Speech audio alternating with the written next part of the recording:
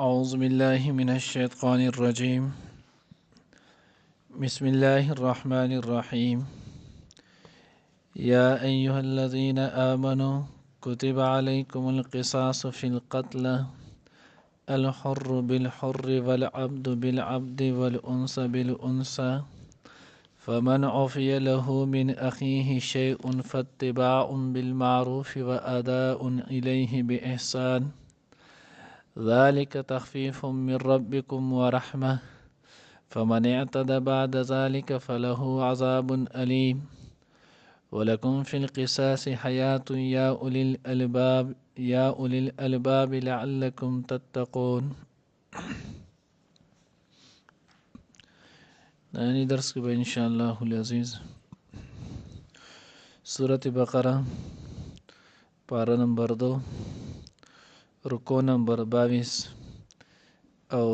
آیات نمبر 178 او 179 دو آیاتونه به انشاءالله ویلې کېږي. دینه مخکې آیات کې تیر شو چې الله رب العزت وی چې نیکي یوازې دا نه ده چې تاسو قبلې ته مخکې قبل چې نو هغه مشرق او مغرب طرف ته چې نو هغه داسې مخکې بلکې دې نه علاوه د بر د نیکۍ ډېر شي اقسامات دي. نیکۍ ډېر شي قسمونه دي. د الله حکمونه په ځای راوړل، کوم کارونه الله پاک منع کړي د هغې نه ځان منع کول، انفاق کول، دغه شان د الله په ذات عالیه په ورځ د قیامت باندې، په کتابونو باندې، فرشتو، نبیین، په دې ټولو باندې ایمان راوړل. نو اوس د دغې متعلق چې دی نو هغه احکام ذکر کېږي. نو د بر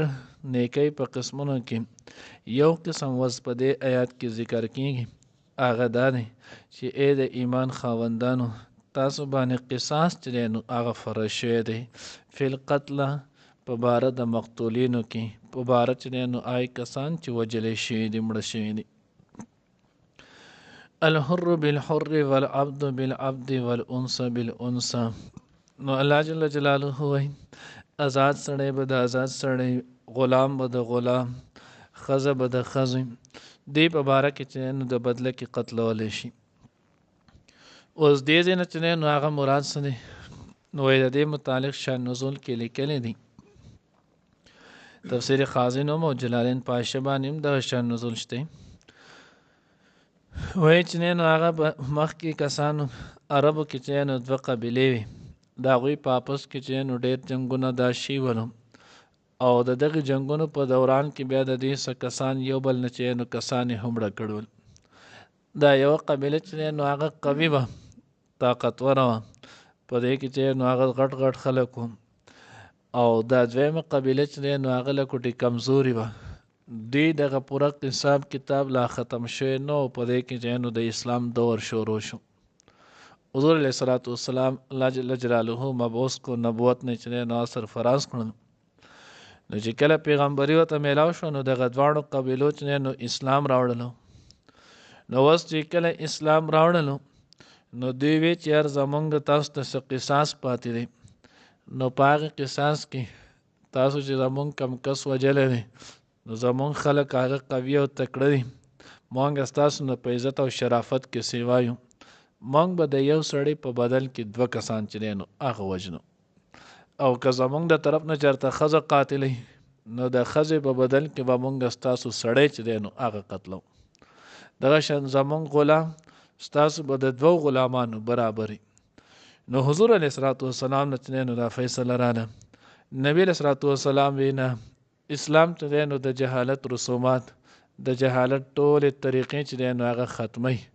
اسلام کې دا خبره نشته. انزهاق الروح، د روح په وتلو په حساب سره سړی او ښځه، غلام او آزاد، دا ټول چې دی نو هغه برابر دي. کم سړی چې قتل کړی هم دغه سړی نه به قصاص چې دی نو هغه اخیستلی کېږي. نو دې ته ویلی کېږي چې نو هغه انصاف، او دا د انصاف تعلیم دا دین اسلام چې دی نو هغه ورکوي. او همدغه وجه ده چې کله چې نو هغه قرآن باندې عمل کېږي،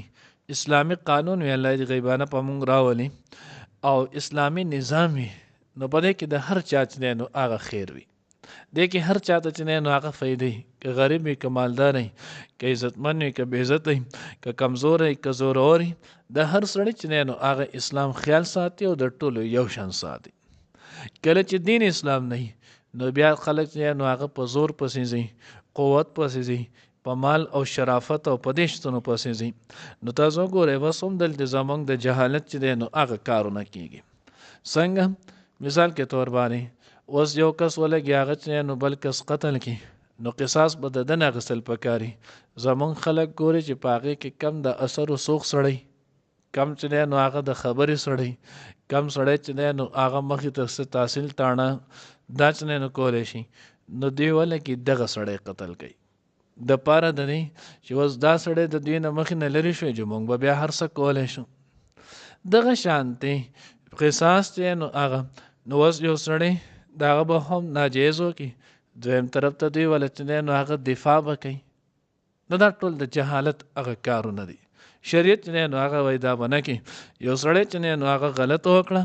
لاول به خپل کس چې نو هغه دی دا کړي چې او د دا خبره غلطه کړي، د الله او د الله د رسول حکم مات کړی دی، زه چې نو هغه په دې کې نه یم د دې نه زه بیزاره یم.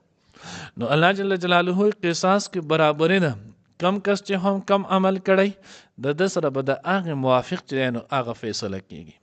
او کله چې د قشانتي وشولو نو بیا چې نو هغه دنیا کې مزې مزې دي. خو چې کله اسلامي قانون نه بیا به ټول عمر چې نو هغه دغه ستړی مصیبت چې نو هغې. نو ځکه الله جل جلاله وایي کتب علیکم القصاص، تاسو باندې برابري قصاص چې نو فرض کړی شوی دی فی القتل د مقتولینو په باره کې دا کسان چې کم وجلې شوي دي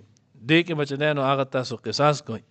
بیا تفسیر خازن کې چې نو هغه سره لیکلي وایي یوازې مخکې به راشي الله پاک وایي په دې قصاص کې چې دی نو هغه ستاسو دپاره حیات او ژوند دی. نو هغه یوازې په قصاص کې نه په هر یو خبره کې زخم کې هم ستا دپاره دی.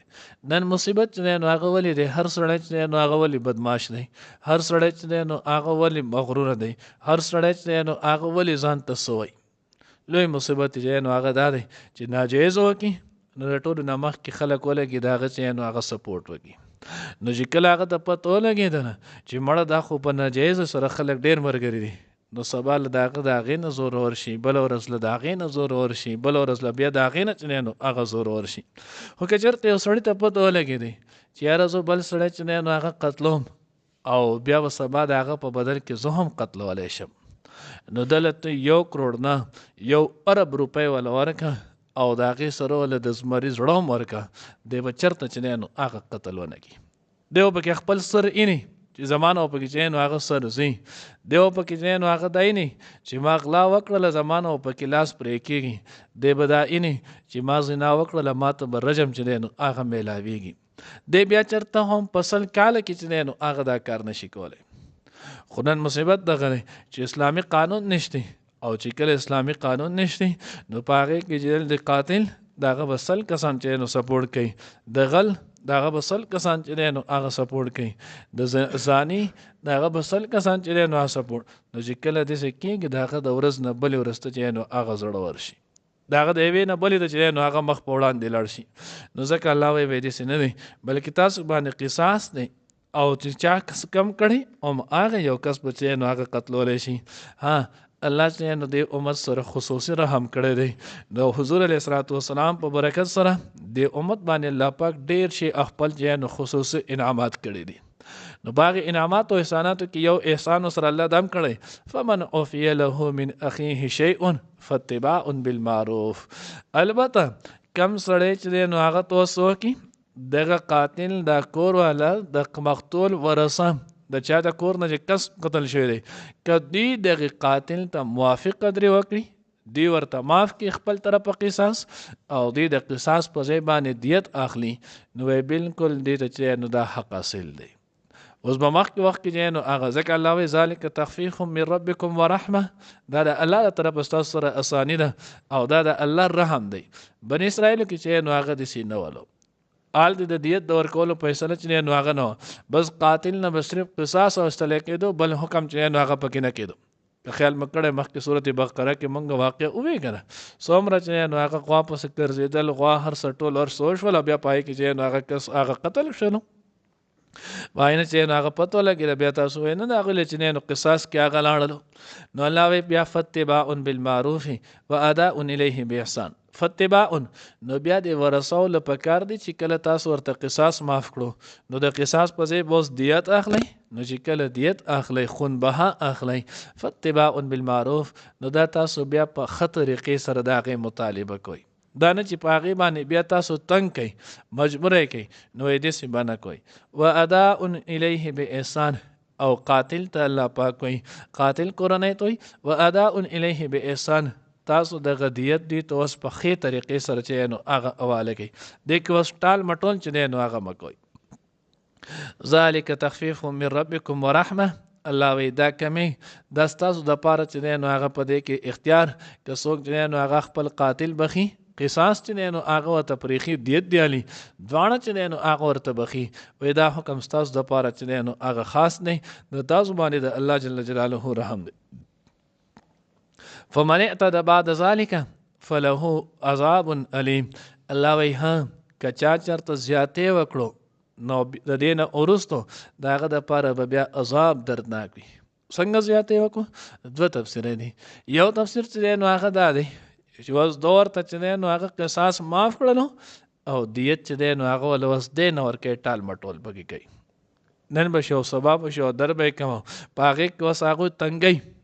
نو الله وی دا زیاتې وکړلو چې زیاتې کوي فله عذاب الیم د عذاب چې نو هغه میلاویږي درناک او دویمه معنا زره تفسیر چې نو هغې دا کړی فمن اعتدى که چېرته دوی چې نو هغه دا معاف کوي چې موږ نه قصاص نالو او بیا د دغې نه وروسته د هغه نه چې نو خونبها پیسې دیت واخلي او دیت نه وروسته بیا دغه ولګي او قاتل چې نو هغه مړ کړي نو دا د بیا ظلم وکړو زیاتې چې دی نو هغې وکړو ځکه د قاتل چې دی د خپل حفاظت نه د هغې بې پروا کو مخکې خو به هغه خپل حفاظت کولو او چې کله ورته دا ووایي زما ستا سره نور څه مسله نشتي نو اوس د هغه د خپل حفاظت پرېښه او د هغې زما خبره ختمه شوه او بیا دی ولګېدو هغې قتل کړو نو دا یې ظلم وکړو زیاتې وکړو الله وایي داسې سړي دپاره عذاب علیم د دپاره به دردناک عذاب وي بیا الله جل جلاله فرمای ولکم فی القصاص حیات یا اولی الالباب لعلکم تتقون ایچ نه نو د عقل خاوندانو ستاسو د پاره په قصاص کې ځون چې دی نو هغه پروت دی قصاص شریعت په احکاماتو کې دنیا او د آخرت فایده ده ستاسو د پاره ځون دی لکه څنګه چې اوس مونږ وایو که چېرته قاتل ته پته ولګېده چې زه به چې نه نو هغه په قتل زه به بل قتلوم او زه به هم بیا قتلولی شم زما سره به بله یو معامله نشي کېدی سوا چې دی نو هغه د قتل نه نو تفسیر جلالین کې ذکر کړی دی به په خپله د هغه د قتل نه بیا منع کېږي د دغه بیا څوک هر څوک وایي دی به وایي چې نه زه لیونی یم چې ځان له خپل ژوند چې دی نو هغه تباه کړم نو دی به خپل ژوند دته هم حیات میلاو شو او د ده لاسه نورو خلکو ته هم ژوند چې دی نو هغه میلاو شو او دویمه معنی چې دی نو هغه تفسیر خازن کړی ده ولکم فی القصاص حیات ستاسو د پاره په قصاص کې ژوند دی یعنی کم سړی نه په دنیا کې قصاص واغستلی شو بدله چې دی نو هغه واغستلی شو آخرت کې په ده باندې څه ګناه چې دی نو هغه پاتې نه شولو او د آخرت ژوند هغه بیا نه ختمېدونکی ژوند دی نو ده ته به د آخرت ژوند میلاو شي په آخرت کې به په ده باندې بیا څه عذاب سزا به نه ځکه د ده نه خو چې نو د ګناه بدل په دنیا کې واخیستلی شو همیشه به چې دی نو آخرت کې بیا جنت کې هلته به پې سزا دی او که چېرته قصاص چې وانخیستلی شو نو د مسلمان قتل دا چې دی نو هغه جرم عظیم دی ګناه کبیره دی الله جل جلاله فرمایي من قتل مؤمنا متعمدا فجزاؤه جهنم چا چې نو مسلمان جانبوج کر قتل کړو د ده سزا چې دی نو هغه جهنم دی دی په دغه جهنم کې همیشه دپاره نو د دې نه مراد چې نو هغه دا دی یا اولی الالباب ای د عقل خاوندانو یعنی د الله د احکاماتو کې چې نو هغه څوک غور فکر کوئ دې کې چې نو هغه ډېر لوی خیرونه دی لعلکم تتقون دپاره د دې چې تاسو تقوادار شئ دپاره د دې چې تاسو نو هغه د دې قسم غلط حرکتونه بچ شئ الله دې موږ ته پوهه نصیب کړي یا ایها الذین آمنوا اے ایمان والو کتب فرض کړی شوی دی علیکم په تاسو باندې القصاص قصاص برابرې فی القتل په مقتولینو کې په وجلې شو کې الحر بالحر آزاد به په بدله د آزاد کې والعبد غلام به بالعبد په بدله د غلام کې والانثى او خزه بالانثى په بدله د خزه کې یعنی قتلولی شي فمن عفی له پس چاته چې چې معافي وکړی شوله من اخیه د هغه ضرور د طرف نه شیئن د څه شیزو فاتباع نو بیا مطالبه کول دی بالمعروف د دستور مطابق و اداء او ادا کول ول پکار دی الیه هغه ته به احسان په نیکۍ سره په ښه طریقې سره ماوی د وړاندې نه مراد بیا چې الته چې قصاص معاف کو نو ورثه د مقتول چې نو هغه ته کم دی دیت چې نو هغه بیا په ښه طریقې واخلا و اداء الیه باحسان دینه مراد چې نو قاتل او د قاتل چې نو کدا کورنۍ ده چې تاسو بیا دا غوي ته دغه دیت چې نو په ښه طریقې حواله کوي ذالک دا تخفیفهم اسانی د من ربکم دستاسو د رب د طرف او رحمه او مهربانی فمن اعتدى پس څوک چې زیاتې کوي بعد ذالک ورست د دین فله نو داغه د پاره عذاب د علیم درناکو ولکم او تاسو د پاره فی القصاص په قصاص کې حیات ژوند یا اول الالباب د عقل خاوندانو لعلکم تتقون د پر دې چې تاسو بچ شئ